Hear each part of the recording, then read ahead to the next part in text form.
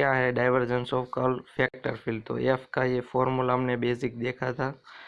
अब कर्ल यानी कि क्रॉस प्रोडक्ट हो I cap J cap K cap और उसका पार्शियल डेरिवेटिव और पी क्यू आर। तो उसकी वैल्यू क्या आएगी कि curl of F is equal to gradient cross F. और ये डेल आर बाई इधर आपको पता ही है कि आई कैप लेना है तो हमें ये रोज क्रॉस करनी है और ये इन दोनों के बीच में मल्टीप्लाई करना है और माइनस करके फिर इन दोनों के बीच में करना है, यानी कि del R by del Y minus del Q by del Z. ये आई कैप का हो गया। वैसे जे का और के का ऐसे हमें क्रॉस प्रोडक्ट यानी कि क्रॉस वेक्टर का निकालना है। तो अगर हमारा curl F is vector and curl of F is vector तो उसका एफ अगर वेक्टर है तो उसका कर्ल भी वेक्टर आएगा। फिर इसके फिजिकल इंटरप्रिटेशन क्या है कि कर्ल के, तो यहाँ हम एफ को वेलोसिटी से डिनोट करते हैं। Curl F of point in a fluid is measured by rotation of fluid. तो फ्लूइड कैसे रोटेट करता है उसके हिसाब से हम उसका कर्ल निकाल सकते हैं। Is there is no rotation of fluid anywhere curl of F is equal to zero such vector field is said to be irrotational और कंजर्वेटिव। तो अगर वो रोटेशनल उसका कर्ल की वैल्यू जीरो आती है तो वो कंजर्वेटिव कहलाएगी। लेकिन अगर 2D फ्लो में हम देखें तो उसकी कर्ल की वैल्यू एफ से यानी कि gradient cross F is perpendicular to motion and represent the direction of axis of rotation. तो वो हमारी एक्सिस की डायरेक्शन को रिप्रेजेंट करता है। इधर आप फिगर भी देख सकते हैं। फिर है कि the curl also enter electrical engineering topic such as electric and magnetic. इसमें भी इलेक्ट्रिक और मैग्नेटिक फील्ड आती है। ये हमारा ई रोटेशनल है फ्लो और ये हमारा रोटेशनल फ्लो है। मैग्नेटिक फील्ड में क्या आता है कि अगर हम कर्ल मैग्नेटिक फील्ड का निकालेंगे तो हमें जे वेक्टर मिलेगा, जबकि इलेक्ट्रिक फील्ड में हमें उसकी वैल्यू जीरो मिल जाएगी। फिर आता है कि further property of vector differential operator V. तो ये हमारा क्या है कि डाइवर्जेंस और ग्रेडियंट ऑफ एफ। तो हमें क्या डाइवर्जेंस यानी कि डॉट प्रोडक्ट, तो ग्रेडियंट डॉट ग्रेडियंट एफ तो उसकी वैल्यू ग्रेडियंट स्क्वायर एफ। तो ये हमारा फॉर्मूला जिसको हम ग्रेडियंट स्क्वायर को हम लैप्लासियन ऑपरेटर भी कहते हैं। तो ये हमारा बेसिक फार्मूला बन गए है।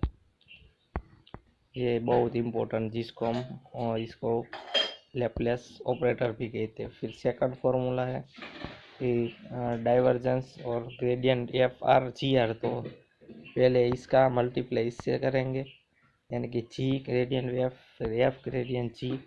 इसका डॉट प्रोडक्ट यानी कि कर्ल आ गया, डाइवर्जेंस आ गया डॉट प्रोडक्ट में, तो इसका ये फॉर्मूला। फिर फोर्थ फिफ्थ ये सभी उसके फॉर्मूले। फिर सिक्स है कि डाइवर्जेंस ऑफ कर्ल, डाइवर्जेंस यानी कि dot product of curl F यानी कि क्रॉस, उसकी वैल्यू जी आएगी। फिर कर्ल ऑफ ग्रेडियंट की भी जीरो वैल्यू आएगी। स्मॉल एफ को हम एक्स स्क्वायर वाई स्क्वायर और जेड क्यूब से डिनोट करते हैं। फिर हमारा है कि vector calculus and heat transfer. तो वेक्टर की कैलकुलेशन करके हमें हीट की कैपेसिटी की वैल्यू क्या मिलती, तो हम डेंसिटी को रो से डिनोट करते हैं और हीट कैपेसिटी को सी से and the temperature distribution and heat flux vector Q. तो हीट फ्लक्स ऑफ क्यू से तो कंजर्वेटिव ऑफ हीट एनर्जी यानी कि ग्रेडियंट उसका पार्शियल डेरिवेटिव हम करेंगे रो सी टी का विथ ग्रेडियंट क्यू करेंगे तो उसकी वैल्यू जीरो थी। ये हमारा फॉर्मूला हो जिसको हम फिक लॉ से भी डिनोट करते हैं, जिसमें क्यू की वैल्यू माइनस के ग्रेडियंट टी आएगी। तो ये हमारा फाइनल हीट का फॉर्मूला मिल जाता है कि del T by del small t के Laplacian square upon into T.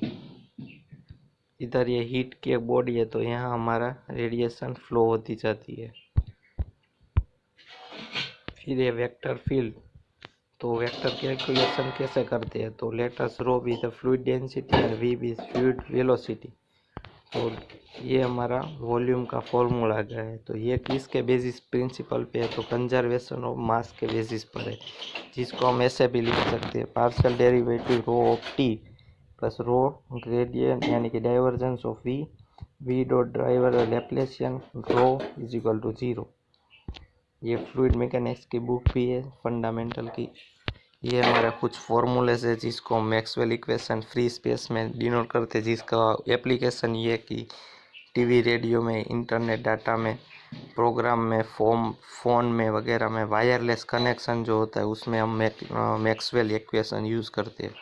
तो डाइवर्जेंस ऑफ ई यानी कि रो वी बाई एप्सिलॉन नॉट, अगर कर्ल ऑफ ई करेंगे तो -dB/dt, और डाइवर्जेंस ऑफ मैग्नेटिक फील्ड का हमें वैल्यू 0 आएगा और उसका कॉल आएगा कि म्यू नॉट जे पर ई नॉट del/del t। तो ये सभी हमारे बहुत इंपॉर्टेंट फॉर्मूले से जो आप देख सकते हैं, एग्जाम पे भी आ सकते हैं। The solution of this equation are essential for analysis, design and advance wireless device and system, high speed electronic microwave imaging and remote sensing. तो इस सब में ये इक्वेशन का यूसेस होता है। फिर है कि हमारा मैग्नेटोस्टैटिक फील्ड के एग्जाम्पल क्या है, तो उसकी बात करें हम तो ये एक रोटेशनल फील्ड है। तो इधर आप देख सकते हैं कि यहाँ एक ये करंट की डायरेक्शन इस साइड है और मैग्नेटिक फील्ड ये सर्कुलर डायरेक्शन में मूव कर रही है, जिसको हम बी से डिनोट करते हैं। यहाँ पॉजिटिव है, यहाँ नेगेटिव है। तो अगर हम उसका कर्ल देंगे मैग्नेटिक फील्ड का तो हमें 6 मिलेगा, लेकिन वो इनसाइड है, यानी कि इनसाइड मीन्स उसके अंदर का है। अगर इनसाइड कर्ल आएगा केबल के तो वो नॉट इक्वल टू 0 आएगा, जबकि आउटसाइड होगा तो वो हमारा 0 कहलाएगा। Thank you very much.